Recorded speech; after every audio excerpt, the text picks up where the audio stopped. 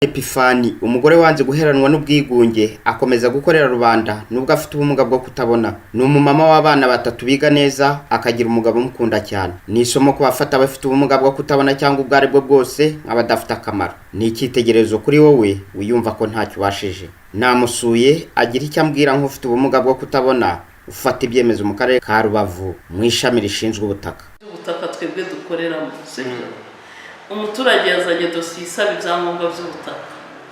Ngewe nk'umuntu ushinzwe imicungire y'ubutaka, icya mbere nshinzwe ni ukumwakira no kuyisesengura nkamenya ko koko ibyo asabwa ngo tumukorere icyangombwa byose yabimpaye byuzuye.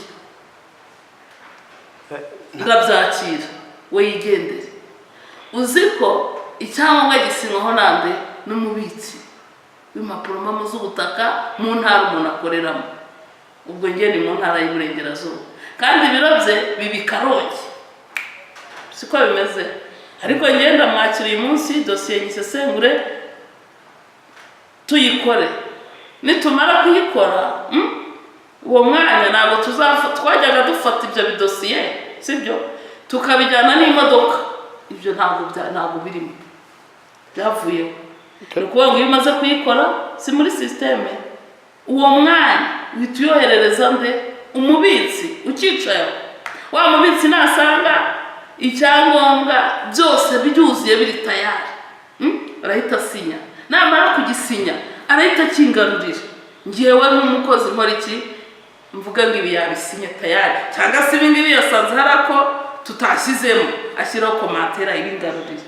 Duhita tugiprintinga. Dushobora gukorera urugero abo bita abadiaspora. Abadiaspora ni abantu, sibyo, bacu b'abaturage bacu n'urugero, ariko wenda bibera muri Amerika, bibera mu bihugu byo hanze, ubwo uretse u Rwanda hitujya mu bindi bihugu. Ariko ashobora kuba yaje mu Rwanda gusura famiye ye, ariko ashaka no kugura ubutaka kandi akagenda bamuhaye iki serivisi.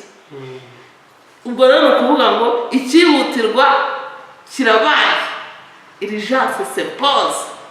Uwo nguwo ashobora kuba uramubwira uti tugiye kwanaliza dosiye yawe, noneho akakwereka buriya no kugira ukorera umuntu byihutirwa urenge ku bandi, haba hari ibyo twabasabwe tugomba kureba. Niba umuntu se indege izagenda ejo, sibyo, wareka kumukorera? Aba yakweretse ko afite itike y'indege izagenda ejo saa 8.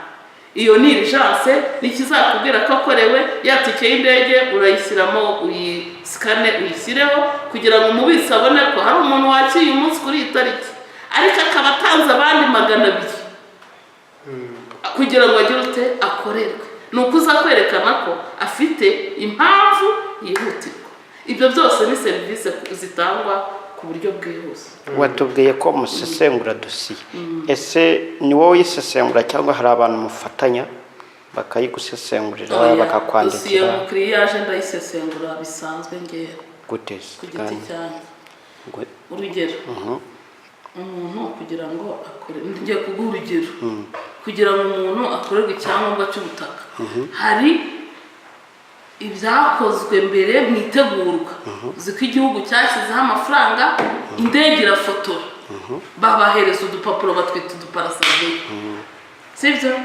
Twa duparasaveya badukoreye ibyemezo by'agateganyo, nako karahari kaba gafite utuntu 3, cyangwa se n'icyangombwa cyawe baragikoze.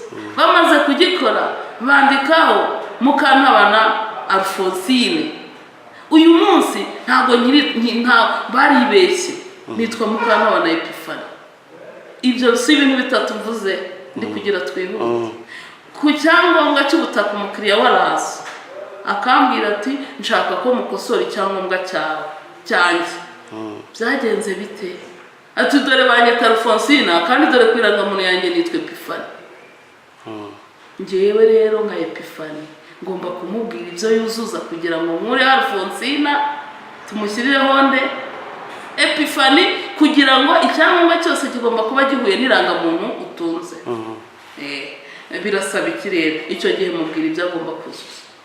Noneho nituza nko ku gaparasaveya urakazi karagatoya, nanjye ubwanjye ngakoraho nkamenya ko ari agaparasaveya utitaye ku bindi. Nabivuze ngo rero kugira amenye amakuru ambwira ko ari ukuri mpita nshyira muri sikaneri yanjye yabugenewe. yego iyo umaze kwishyiramo ni porogaramu nyine, ubwo natwe tuba twarabyize urakora uragenza ute kugira ngo uhite imbwira ibiriho ko ari byo koko ari kugira ute ari kumbwira. nibyo byarajyanye. Yego hanyuma noneho narangiza nkamubwira nti rero ubwo ufite aka urakora iki, urajya kuzuza icyemezo cy'umutungo nkakimubwira na nimero, uruzuza uranshakira atesitasiyo y'ukuri ingaragu, ajye ku murenge mubwire n'aho ayikura, ati ko mfite n'umugabo mwarashyingira mwese byemewe n'amategeko, ati ni noneho weho ntabwo ukizanye ingaragu kuko urubatse, uranzanira atesitasiyo de mariage original akayomekaho, uranzanira amarangamuntu yawe n'umugabo kuko mwabaye umwe akayashyiraho, sibyo? Kwanza kuri icyo cy'agaparasaveya ni izo ni za fomu buzuza ziba ziri kuri interinete, natwe turazigira, urazimuha akazuzuza, abagomba kuzisinya ni akagari n'umurenge. Niyo mfite dute ndi kwiganiriza abakecuru ntabwo mubaza ibintu byinshi cyane, mpita nkora kwa kundi sikaneri gahita ibiza. murakoze cyane.